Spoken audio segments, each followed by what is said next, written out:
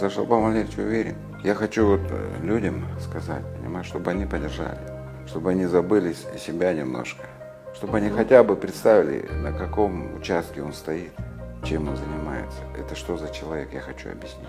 Мне пришлось довольно много раз разговаривать с Шолпан Валерьевичем, очень много разных проектов.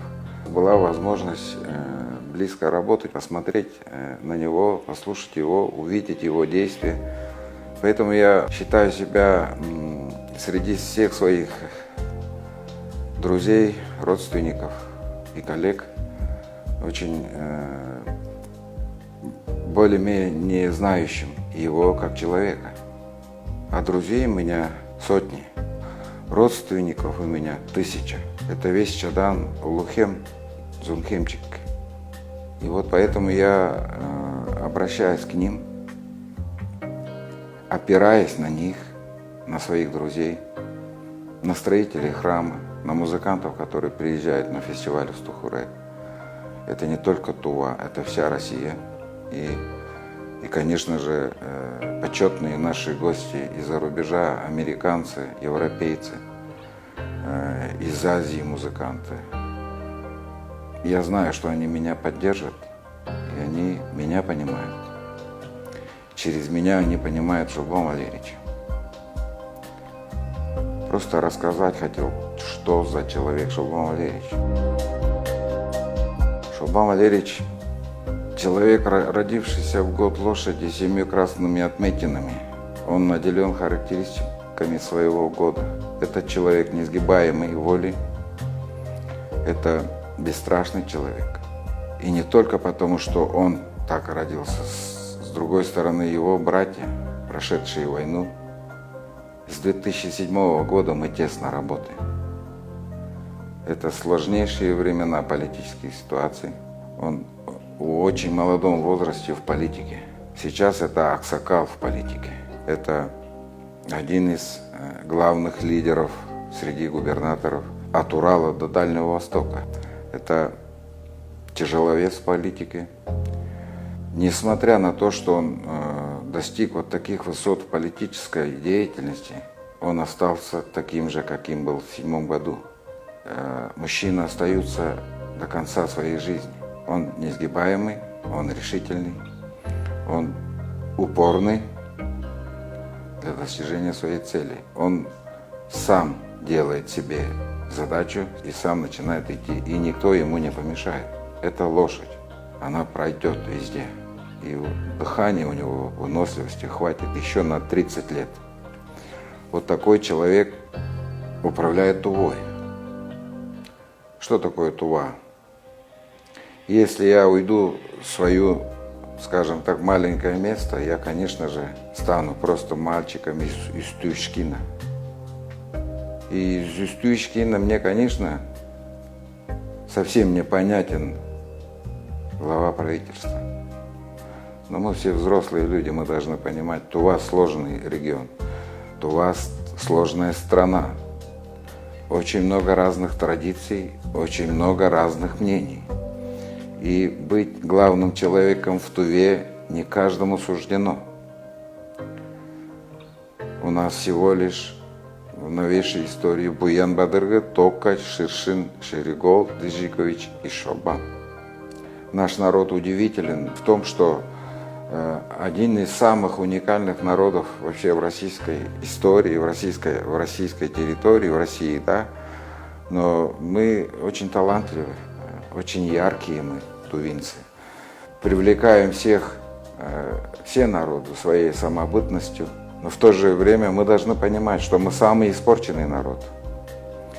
Демократия, интернет, соцсети дали право всем вести себя вот, как хотят.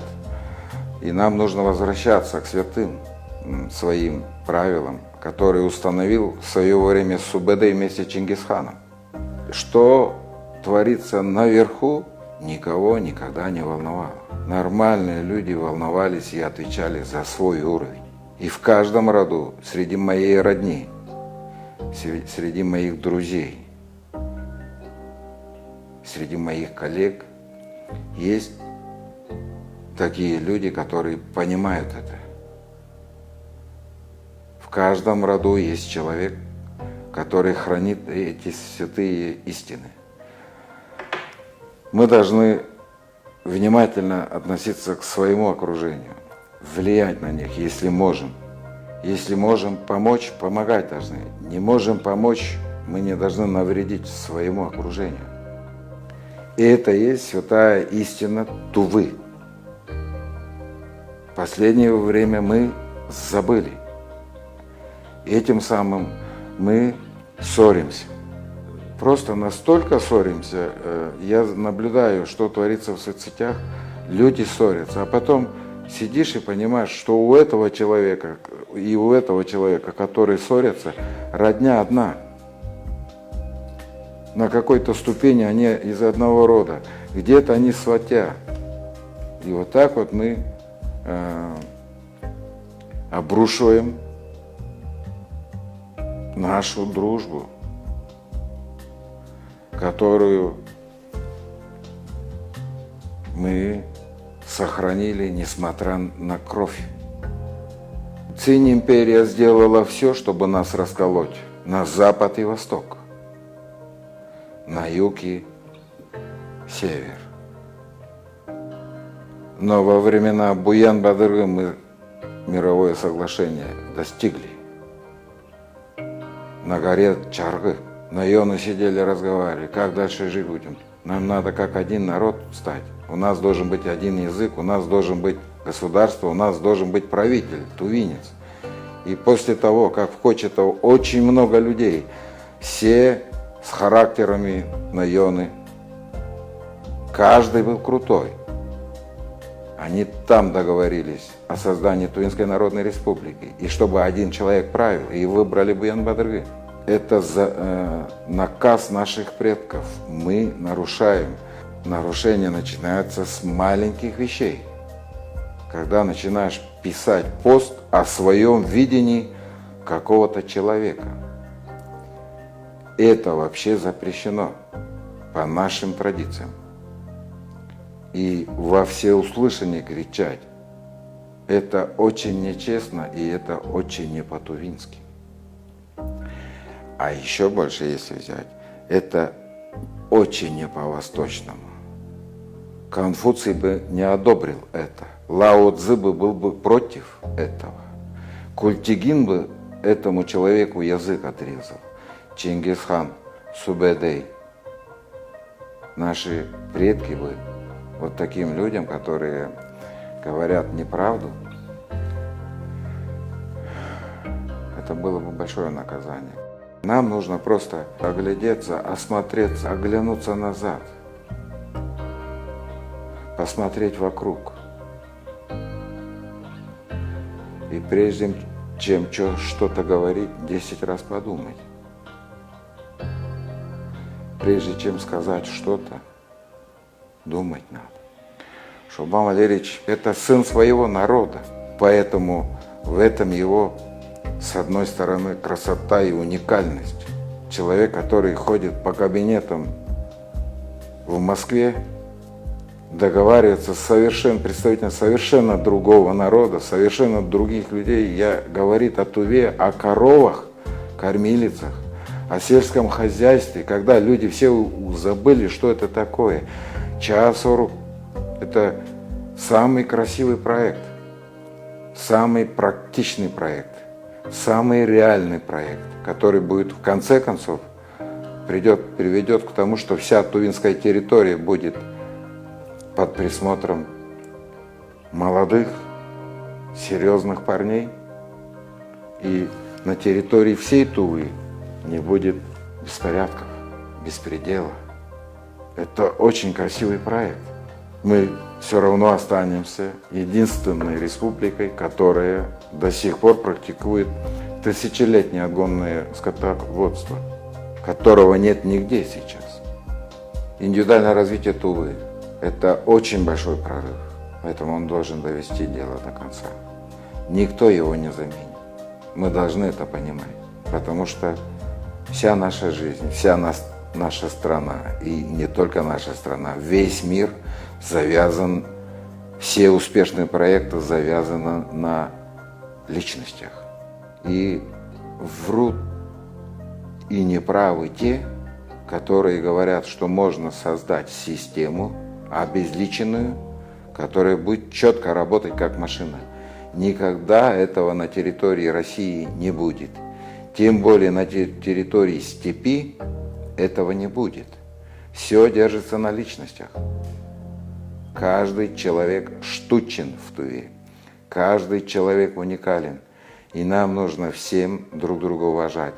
Каждого человека мы должны уважать, который здесь живет и работает. И не только тувинцев, а всех. Потому что они все штучные. Мы всех должны прощать, всех должны любить, со всеми должны договориться. Каждый должен уступить, уступки делать. Каждый должен уметь подчиняться старшему. Тогда у нас будет порядок. Только так Тува развивается. Только так Тува живет хорошо. В Туве не пойдет вот это вот рассуждение. Они путают Туву, путают все дороги, все ориентиры. Это нужно людям. Очень сильным людям, которые хотят овладеть Тувой. Им нужно, чтобы мы ссорились. Те, которые живут здесь, мы должны быть в нескольких лагерях, не в 2 лагерях. Нас надо разбивать на разные маленькие кучи. Насмерть врагами мы должны стать. Вот тогда Тува уйдет. Мы уже не будем хозяевами Тувы. Поэтому использовать вот этот случай, болезнь человека, это, конечно же, непорядочно. Непорядочно, не по-человечески. По этике по всемирной этике это не пройдет ни в какой стране. Отношение к своему поведению в интернет-пространстве и вообще рассуждениям на политические темы и обсуждение наших представителей власти. Тува, несмотря на то, что это маленькая страна, маленькая республика, маленький народ, некоторые думают, что нас нет вообще. Для всего мира нас нет. Мы так малы, нас так мало. А есть, иногда мы есть. Вот такая маленькая страна. Мы всегда влияли. У нас есть слово веское для всех. Тува может научить всех жизни. Настолько мы богаты исторически. Глубоко. Поэтому мы очень многие вещи начинали. Очень многие политтехнологи, социологи отрабатывают здесь, рождают здесь проекты, которые потом лекалом ложатся на целые территории, огромные территории. Мое пожелание, чтобы Шалбам Валерьевич, слушая все эти огульные осуждения, разные обсуждения, сплетни, интернет-пространства, не потерял веру в свой народ. Это самое страшное. Он стоит на самом таком уязвимом, в уязвимой позиции он находится, потому что в сердце его летят стрелы постоянно. Но я очень надеюсь, что у него сил хватит отсекать, потому что нормальные люди, хорошие, добрые люди, настоящие тувинцы, это байтагинские настоящие, эрзинские, судхольские, вюрмögendайга, чöngем чикулухем, пихем, кахем, тангды, настоящих тувинцев. очень много. Они молчат, потому что они знают, что это грязно. А вот те, которые пишут, это 1 из 100. Их так мало, но грязи так много, чтобы, я надеюсь, что Шолбан Валерьевич не забудет о том, что есть люди, которые пасут скот, есть люди, которые поднимают свое дело, есть предприниматели, которые понимают все. Но есть люди, которые на самом деле молчаливо поддерживают его.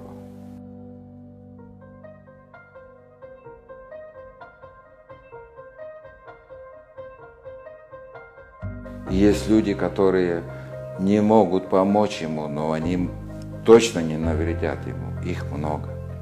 Холу тыңзы тұрар болсақ, Шолбан Валерьевичтің хейады педик тұрар болсақ. Дұғыры бүтін жон амырар, бүтін жон сайзырар, амыдыраз уламчылар.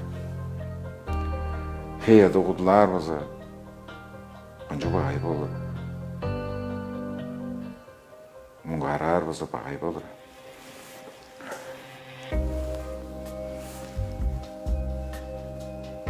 Я надеюсь, что он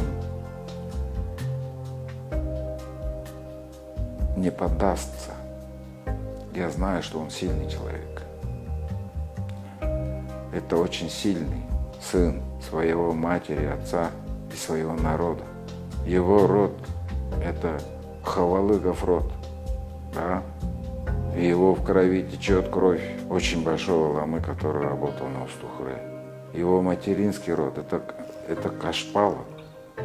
Это люди вообще сильные люди. И в нем это есть. Просто надо ему помочь нам хотя бы сказать своим родственникам, которые очень свободно рассуждают и пишут, пожалуйста, прекрати писать хотя бы, посиди, займись чем-нибудь другим. Эти люди не могут ничем руководствоваться. Эти люди ведомые. Главным из них платится отрабатывать деньги. И очень много молодежи, не знающей, они манипулируют им, специально раскачивают, специально вот эти сплетни распространяют тихонечко, в маленьких кругах, где-нибудь там на кухнях, в каких-то местах раскачивают, а самих их нет. И вылезают те, которые ведомые, не понимающие люди. По статистике, на Болотной площади, которые выходили люди, все оказались ведомые. А самые главные сидели в стороне. Их знают только спецслужбы. Поэтому вот такая же ситуация у нас. Пытаются у нас здесь что-то раскачать. А это невозможно. Тува, она на самом деле очень большая и очень глубокая. Тува терпит вот эту грязь. Я хочу, чтобы Шолбан Валерьевич был этой Тувой. Тува прошла вот такие перипетии 100 раз. Она устояла. Вот эта глубинная Тува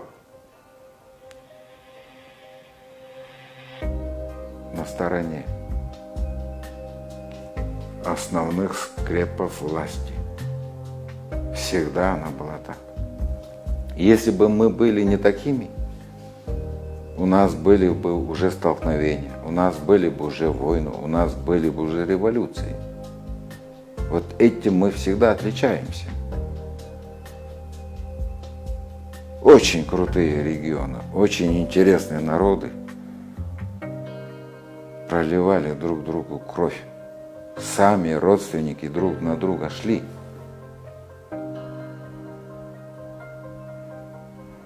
У нас только один раз это прошло. В 1883 году, когда брали лидеров восстания 60 богатырей. И это было сделано руками самих тувинцев. Управляли ими Цинь-империя. Этого мы допустить не можем сейчас. Мы уже прошли. Это все проходило вчера, понимаете? Какой-то процент людей, которые постоянно активно ведут жизни в интернет-пространстве, какой-то процент людей потеряли, да, моральные, вот, внутренние свои моральные ценности. Они стали очень циниками, большими циниками. Они забывают, постоянно сидя у компьютера целыми днями, они, конечно же, у них отрывание идет от природы, от родственников, от традиций своих. И вот это комнатные люди, они, конечно же, оказавшись в интернет-пространстве, они думают, что они во всем мире сидят. И они думают, что весь этот закон мировой свободы точно так же должен быть в Туве. В Туве свой закон. Не надо сюда пихать какой-то закон. И этот закон Тувы помогает Туве выживать. И этот закон разрушить они хотят. И если закон Тувы разрушить, Тувы не будет. Это будет какой-то регион, какого-то крупного, какого-то края, Красноярского, например, да? Если мы сдадимся, загребут Алтай и Хакасию в край. Понимаете? Мы стоим на защите Хакасии и Алтая. Тува, если начнет, здесь беспорядки пойдут, если мы сдадимся, как народ, как республика, добровольно воссоединившаяся с Российской империей и СССР, тогда пойдет укрупнение. Мы станем просто маленьким регионом, маленьким районом большой территории. Нам не нужно будет своих правительств, да, экономия, конечно. Но у нас паспорта уже, люди эту работу ведут, правое крыло работает, мы должны его всегда сохранять. И нам не нужно будет, конечно же, никакой филармонии.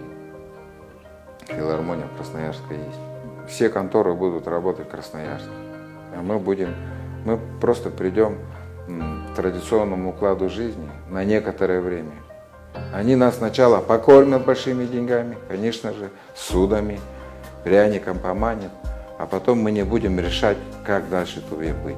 Мы не сможем защитить свои святые места, мы не сможем защитить свои озера, мы не сможем защитить свои вершины святые, потому что все решать будут за нас другие. А пока мы живы, пока наши головы на плечах еще есть, мы должны стоять. А для того, чтобы устоять перед этой глобализацией, огромными корпорациями, миллиардерами, которые постоянно работают на расчленение Российской Федерации и уничтожение вот этих этнических уникальных народов, мы не должны поддаваться этому. Они поддаются только вспомнив, всем надо вспомнить наши тувинские реальные святые вещи. Мы один из немногих народов, которые сохранили полностью свое. Сотни народов просто исчезли. Несмотря на то, что рядом Китай, рядом очень большая империя российская, мы остались тувинцами. Несмотря на падение Золотой Орды, тюркского каганата, мы остались. И мы обязаны остаться для всего человечества, потому что здесь хранится вся кладезь человеческой истории. Мы охраняем эту территорию, мы должны охранять эту территорию. От временщиков, от хапук, от плохих людей, которые им нужна только деньги, только золото. Мы должны охранять это. Все должно быть сделано правильно.